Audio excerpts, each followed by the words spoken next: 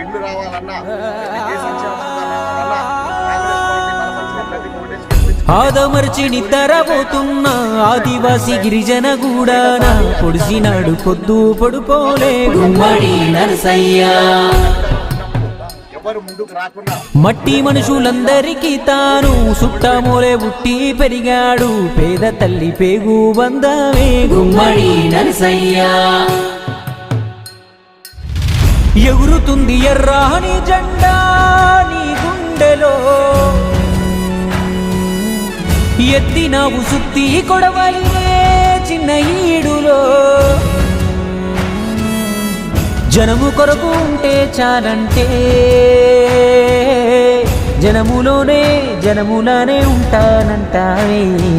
సైనికులే అక్కరలేని రాజువు నువ్వయ్యా.